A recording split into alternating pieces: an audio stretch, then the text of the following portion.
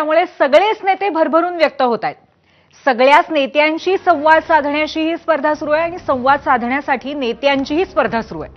आणि यामध्येच एक much awaited मुलाखत होती उद्धव आणि राज ठाकरेंची. अनेक वर्षांनी एकमेकांच्या शेजारी बसून ठाकरे बंधूंनी अनेक मुद्द्यांना हात घातला. त्यांच्याशी गप्पा मारायला होते त्यांचे जुने साथीदार खासदार संजय राऊत आणि अभिनेते दिग्दर्शक महेश मांजरेकर. सुरुवात झाली एकत्र यायला 20 वर्ष का लागली या प्रश्नापासून. महाराष्ट्राला 20 वर्ष वाट का पाहावी लागली? मला असं वाटतं काही गोष्टी का घडतात, कशा घडल्या, काय झालं, मला असं वाटतं या गोष्टी आता सोडून दिल्या पाहिजेत. आणि मी त्या दिवशी महेश मांजरेकरांच्या मुलाखतीमध्ये मी सांगितलं होतं की कुठच्याही भांडणापेक्षा आणि वादापेक्षा महाराष्ट्र मोठा आहे. आणि आज संकट महाराष्ट्रावरती आहे, मुंबईवरती आहे, महाराष्ट्रातल्या अनेक शहरांवरती आहे. आणि जे संकट आहे हे मराठी माणसाला समजलेलं आहे की काय प्रकारचं आहे आणि काय प्रकारचं राजकारण महाराष्ट्रामध्ये सुरू आहे. मला असं वाटतं की ती एकच गोष्ट ही या एकत्र येण्याचं सर्वात महत्त्वाचं कारण आहे. आज हा आमच्या अस्तित्वाचा विषय नाही आहे, आज हा महाराष्ट्रातल्या मराठी माणसाच्या अस्तित्वाचा विषय. या विषयात अनेक वर्ष मी बोलतोय, उद्धवही बोलतोय या सगळ्या गोष्टींमध्ये. परंतु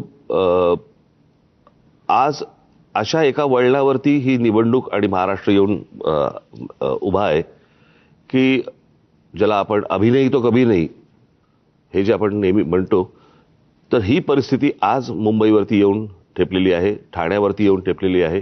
आम्ही दोन भाऊ एकत्र आलोय हा एक मुद्दा वेगळा आहे, भावनिक आहे. पण दोन भाऊ एकत्र येणं याचा अर्थ महाराष्ट्रातील प्रत्येक मराठी माणसाने एकत्र आलं पाहिजे. कारण महाराष्ट्र वाचवायचा असेल तर ठीक आहे, पक्ष, राजकीय मतं हे असतील, पण आपण मराठी आहोत, महाराष्ट्र आपला आहे. आणि आपण जर एकमेकांमध्ये वेगळ्या चुली मांडल्या तर महाराष्ट्र तोडणारे त्यांची पोळी भाजून जातील. लोक धुरंधरवर या सिनेमावर चर्चा करतात, त्यातल्या एकंदरीत वातावरणावर चर्चा करतायत. मग मुंबईत रेहमान डकेत कोण आहे किंवा धुरंधर कोण आहे? आपण दोघे या राज्याच्या राजकारणातले धुरंधर आहात. पाब्लो एस्कोबार पण शोधला पाहिजे.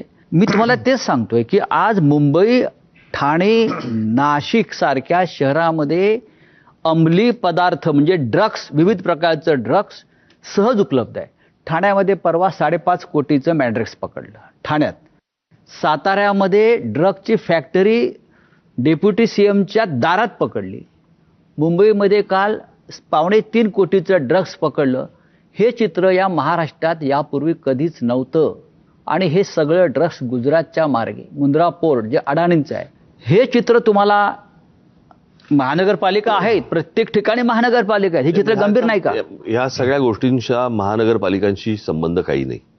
पहिली एक गोष्ट लक्षात घेतली पाहिजे आपण, याला केंद्र आणि राज्य म्हणजे या ज्या प्रकारच्या ड्रग्सच्या विरोधातल्या ज्या धाडी या गेल्या 10 वर्षामध्ये बंद झाल्यात आणि साधारणपणे शाळांपर्यंत हा ड्रग्स हा प्रकार आता मुलांपर्यंत यायला लागलेला आहे. शाळेच्या बाहेरच्या पानटपरीवर ड्रग्स मिळत आहे. आणि आपण जर समजा आपण त्याच्या सगळ्या गोष्टींचं जर नीट त्याचं अनालिसिस केलं तर राजकारणामध्ये वाढलेला पैसा आणि रस्त्यावरती आलेला ड्रग्स याचा एकमेकांशी काय संबंध आहे तो पण मला असं वाटतं जुळून पाहायला पाहिजे.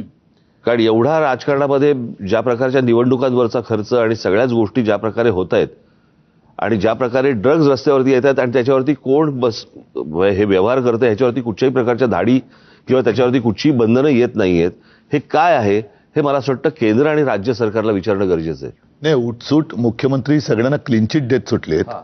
साताऱ्यामध्ये एवढी कारवाई झाल्यानंतर निदान ती फॅक्टरी आहे तरी कोणाची हे तर सांगा.